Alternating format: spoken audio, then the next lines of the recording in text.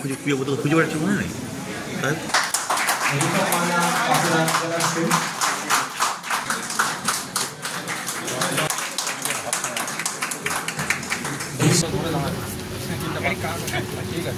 উচ্চ মাধ্যমিক কৃতি ছাত্রছাত্রীদের তার আগামী দিনের ভবিষ্যৎ কিভাবে এগিয়ে নিয়ে যাবে, কৃতি ছাত্রছাত্রী উপস্থিত রয়েছে তাদের কাছ থেকে তাদের অনুরোধ করবো আছে আয়ন কুণ্ডুকে কিছু আলোচনা করবো। ভেদাসন হাই স্কুল শিল্পা গোস্বামী। আমার খুবই ভালো লাগছে, এখানে আমাকে ডাকার জন্য অসংখ্য ধন্যবাদ। এখানে উপস্থিত সমস্ত মাননীয় ব্যক্তিবর্গকে এবং সমস্ত গুরুজনকে আমার তরফ থেকে সশ্রদ্ধ প্রণাম। প্রথম যখন আমি রেজাল্টটা শুনি তখন তো খুবই ভালো লেগেছিল, এত আনন্দ হয়েছিল। তারপর মা বাবার মুখে হাসি দেখে সেটা আরও খুব ভালো লাগলো। এরপর জীবনে আরও অনেক এগিয়ে যেতে চাই, তার জন্য সবাইকার আশীর্বাদ কামনা করছি। আর তার সাথে অনেক এক্সামের জন্য প্রিপারেশনও নিচ্ছি, এভাবেই এগিয়ে যেতে চাই। আর আমার সমস্ত স্কুলে যারা টিচার ছিলেন তারা আমাকে অনেক সাপোর্ট করেছেন, তাছাড়াও আমার যারা টিউশন টিচার ছিলেন তারা তো অনেক সাপোর্ট করেছেন। এছাড়াও আমার রিলেটিভ যারা আছেন, আমার মা বাবা তো সবসময় আমার পাশে ছিলেন। এছাড়াও পরিবারের সবাই, আমার মামা ঘর থেকে শুরু করে সকলে আমাকে বই থেকে শুরু করে সবকিছু দিয়ে সাহায্য করেছেন, যথাসম্ভব সাহায্য করেছেন। আর তার জন্য হয়তো আজকে আমার এই সাফল্য, তার জন্য আমি সবাইকে প্রণাম জানাই। হচ্ছে যেটা আমার নিজের সবসময় একটা পার্সোনাল লাইফে আমি ফলো করি, সেটা হচ্ছে কোনো একটা পরীক্ষা কিন্তু জীবনের ফাইনাল হয় না। কোনো একটা পরীক্ষাতে ভালো মার্কস পেলে জীবনে ভালো মার্কস সবসময় পাবেন এমন নেই। কোনো একটা পরীক্ষাতে আপনারা যদি খুব ভালো পারফরমেন্স দেবেন তাহলে জীবনে বাকি সবসময় ভালো থাকবে এমন নেই। আমি নিজে একবার আমার ইঞ্জিনিয়ারিং এর ফার্স্ট ইয়ারে আমি খুব ভালো পারফরমেন্স দিয়ে খুব এক্সেলেন্ট মার্কস পেয়েছিলাম, কিন্তু সেকেন্ড ইয়ারে আমি রিল্যাক্স হয়ে গেলাম আর সেকেন্ড ইয়ারে আমার রেজাল্টটা খুব খারাপ হয়েছিল।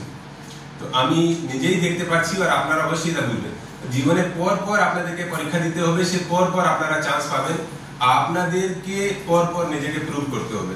তো আজকে ভালো মার্কস পেয়েছেন, আবার আপনাকে নেক্সট এক্সামের জন্য প্রস্তুতি নিতে হবে, অতই হার্ড ওয়ার্ক করতে হবে, এটা আপনাদেরকে মনে রাখতে হবে। যারা এই ঘরে নেই অথবা যারা কোনো কারণে ঠিক মার্কস পায়নি, আশা অনুযায়ী মার্কস পায়নি, কম মার্কস পেয়েছে, তাদেরকেও কিন্তু এই জিনিসটা যেটা আমি লাস্ট আপনাদেরকে বললাম, তাদের ক্ষেত্রেও এটা অ্যাপ্লিকেবল কি এই এক্সামের কোনো কারণে যদি এইবারে ওরা মার্কস ঠিক মতো পায়নি, কিন্তু জীবন ওদেরকে আবার সুযোগ দেবে, আর ওরা আবার ঠিক করলে আবার মার্কসটা ইমপ্রুভ করতে পারবে আর কোনো জায়গায় পৌঁছে যেতে পারবে।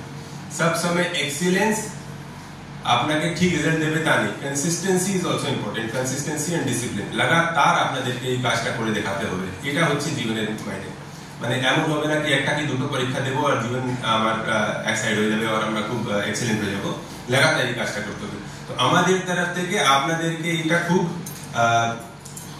রিকোয়েস্ট থাকবে, আপনাদেরকে ভালোবাসা থাকবে, এটা আমাদের তরফ থেকে বার্তা থাকবে কি লাগাতার আপনারা জীবনে খুব ভালো কাজ করবেন আর এই জেলার এই রাজ্যের নাম আপনারা সুনাম করবেন।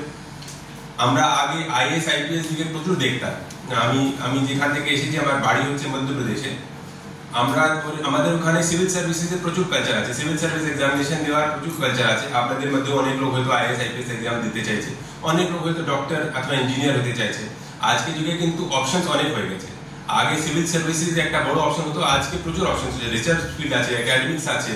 আপনারা দেখছেন রিসেন্টলি ইন্ডিয়া পাকিস্তান একটা ঝামেলা হলো, যুদ্ধ হতে, সেখানে সব কথা বলছে কি আমাদের ডোমেস্টিক ইন্ডাস্ট্রিজ যদি ঠিক থাকে, যদি আমরা নিজের ওয়েপন্স আমরা ক্রিয়েট করতে পারি, তাহলে আমাদেরকে ইউএস এর উপরে, রাশিয়ার উপরে, ইসরায়েলের উপরে, ফ্রান্সের উপরে কারোর উপরে ডিপেন্ড করতে হবে না। তো সবাই কথা বলছে কি আমাদের নিজস্ব ইন্ডাস্ট্রি কোথায় আছে, আমাদের রিসার্চাররা কোথায় আছে, আমাদের নিজের ক্যাপাসিটি কোথায় আছে।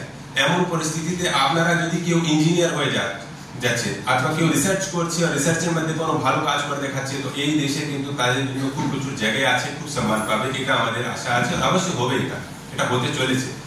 আপনাদের কাছে অনেক ফিল্ডস থাকবে, যে জিনিসটা আপনারা পছন্দ করবেন সেটা আপনারা করতে পারবেন, এটা আপনাদের কাছে আমাদের বার্তা রইল। বাকি আজকে এখানে লাইনে আমরা পুলিশের তরফে প্রোগ্রাম করছি। আমি যখন ক্লাস 12-এ ভালো রেজাল্ট পেয়েছিলাম, সেই ভালোটা আপনাদের মতন নেই কখনোই, আপনারা করেছেন। আমাদের পাড়াতে আমি আমার বাড়ি যেখানে সেখানকার এসপি সাহেব আমাদের পাড়াতে একটা প্রোগ্রামে পার্টিসিপেট করতে এসেছিলেন। আমাদের কলোনিতে যারা যারা ভালো পারফরমেন্স করেছিল সেই বছর তাদেরকে উনি অ্যাপ্রিসিয়েশন করতে আমাদেরকে মঞ্চে ডাকা হয়েছিল। ওনাদের তরফ থেকে আমরাও কিছু সম্বর্ধনা পেয়েছিলাম। আমার এক্স্যাক্টলি মনে নেই আমি কি পেয়েছিলাম, কিন্তু সেই মোমেন্টটা আমাদের মনে আজকে আমার মনেও আজ পর্যন্ত আছে যে আমি এসপি সাহেবের হাত থেকে তখন সম্বর্ধনা পেয়েছিলাম আর আমার মা বাবা খুবই খুশি ছিলেন।